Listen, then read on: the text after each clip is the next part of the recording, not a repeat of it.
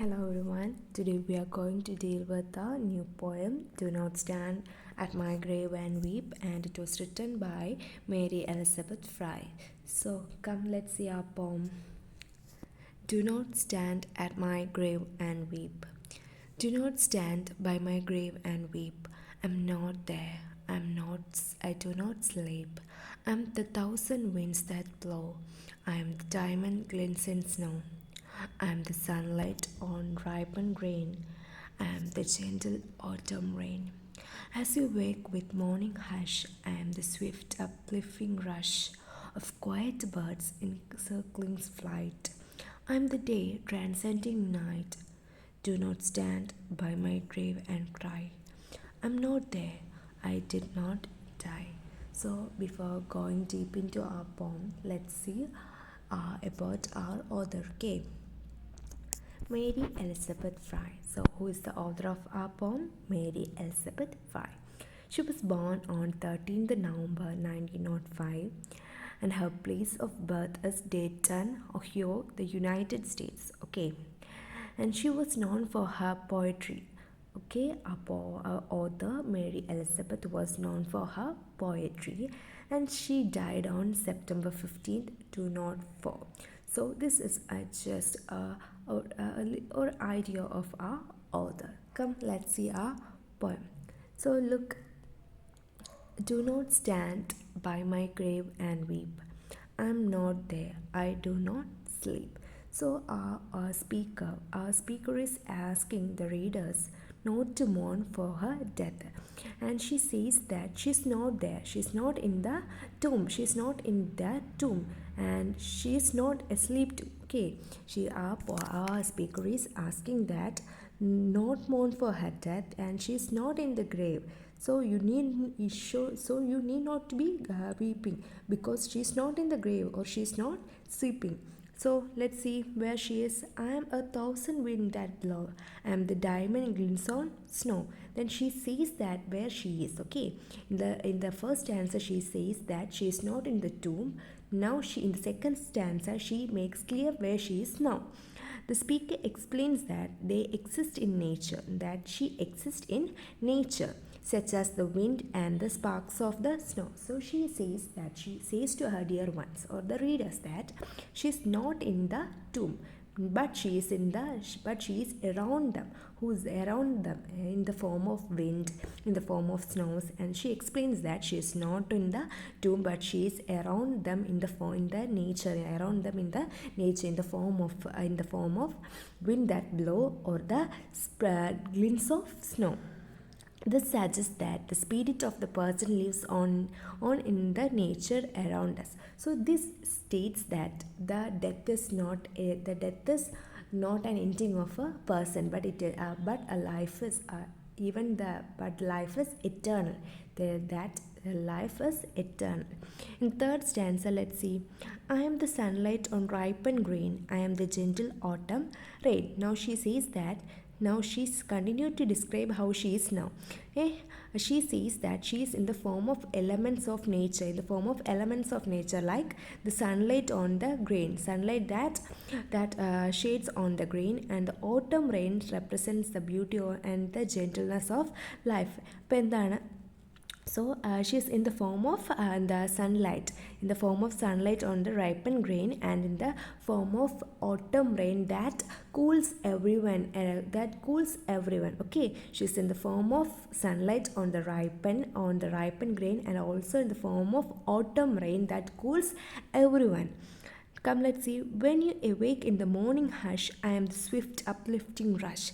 Again, she says that the speaker conveys that the present moment of eternity, such as the stillness of morning or the feeling of rush of energy. These experiences symbolize how decreased the remains part of life. And she says that she is the morning hush that hug you when you wake up. She says that it is the morning hush that hug you when you wake up. Now let's see. Of the quiet birds in circle flight, I am the soft star that shine at night.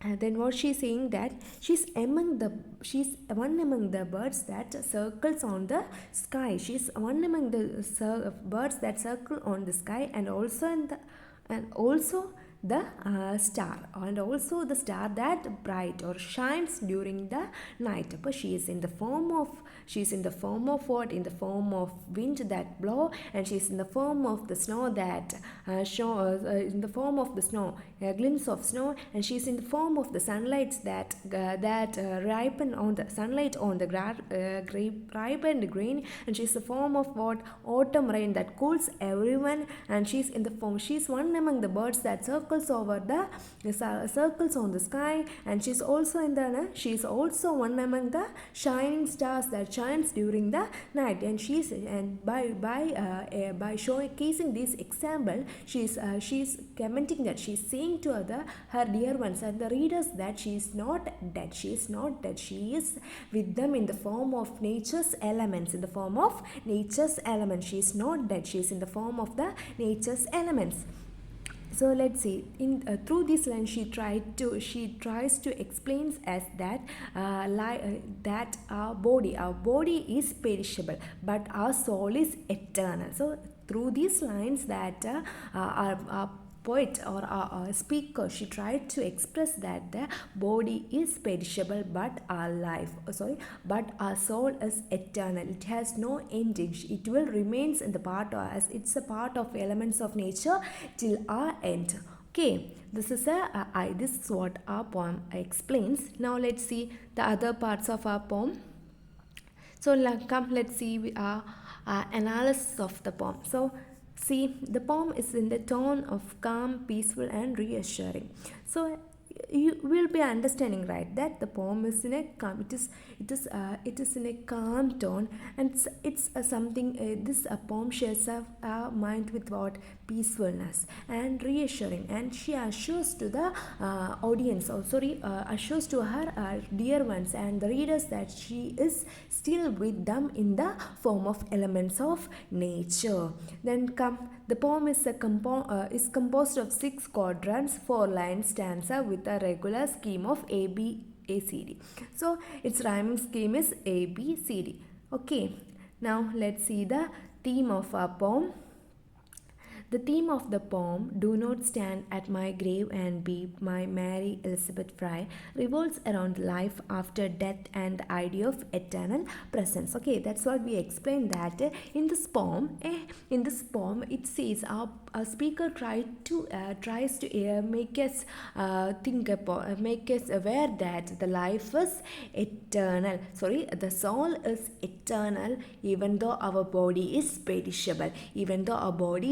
Our soul is eternal, and it remains in the nature, in the forms of the elements of the natures, like what? The sunlight, the wind that blows, the glimpse of what?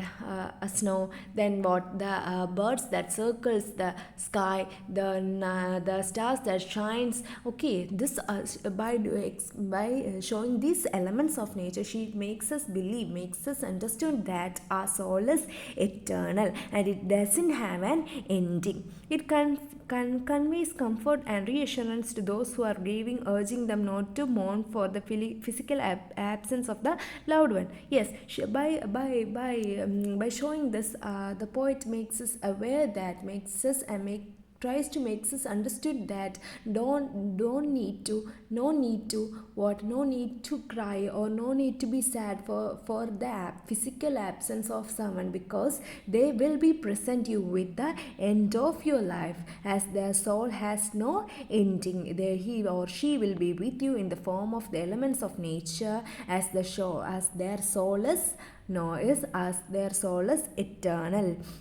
The speaker suggests that even though the body may be gone, the spirit or the essence of the person remain in the world in different forms, such as the wind, the birds, and the stars. It emphasizes the continuity of life, offering the sense of peace to these left behind, framing death as a natural transition rather than an end. So she makes us understood that the death is not an end of our life, but it is a turning point to the next part of our life. It is a turning point to or a gateway to the next part of our life. It is not an end of our life. Okay, this is what our poem is about. Hope you all enjoyed.